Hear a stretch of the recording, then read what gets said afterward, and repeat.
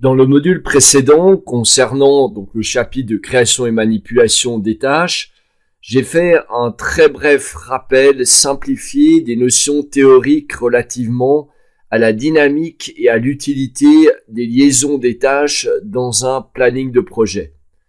Maintenant, nous allons aborder ce sujet de façon, on va dire, plus pragmatique dans le logiciel avec notre micro-planning qui va nous servir d'exemple plus concret. Donc, quels sont les objectifs de ce module?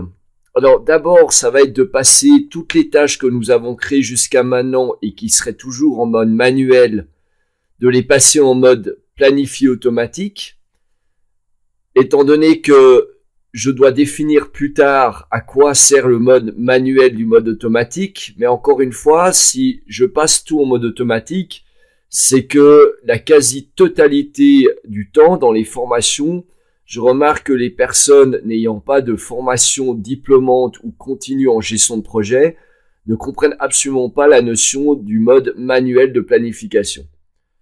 Ensuite, on va créer des liaisons FD, DD, FF, DF de différentes manières sur les tâches que nous avons déjà. Ensuite, je vais vous montrer comment masquer les liaisons et mettre en évidence les prédécesseurs ou successeurs d'une tâche sélectionnée. Alors, attention à une chose dans ce module concernant les liaisons. On va seulement créer des liaisons dont on a besoin.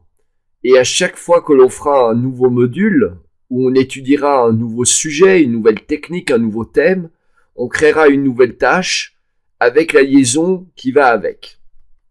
Alors, allons-y pour le premier point qui est de mettre toutes les tâches et les nouvelles tâches en mode planifié automatique.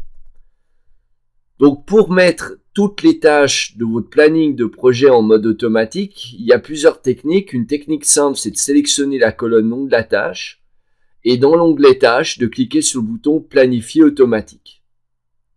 Évidemment, si vous avez l'enregistrement automatique qui apparaît, n'hésitez pas à dire oui. Ensuite, pour que les tâches que vous allez créer à partir de maintenant soient en mode automatique aussi, là encore, il y a plusieurs manières de procéder. Une manière simple, c'est d'aller dans la barre d'étapes, puis dire nouvelle tâche, planifier manuellement. Vous les passez en planifier automatique. Une fois ceci fait, rappelons maintenant le deuxième point. Création de liaisons FD, DD, FF et DF. Alors allons-y. D'abord, il faut se rappeler d'une chose. Tout planning doit être connexe.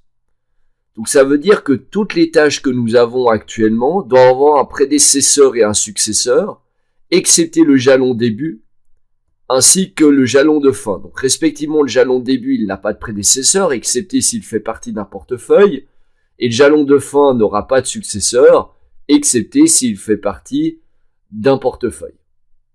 Alors, nous allons commencer d'abord par les cas très classiques de liaison.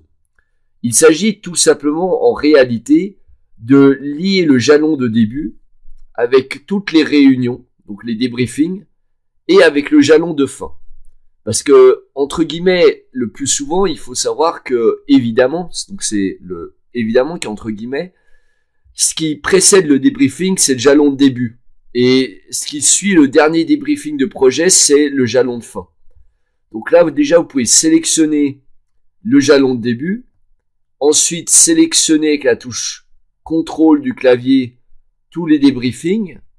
Et enfin, aller sélectionner toujours avec la touche contrôle le jalon fin sous projet 1.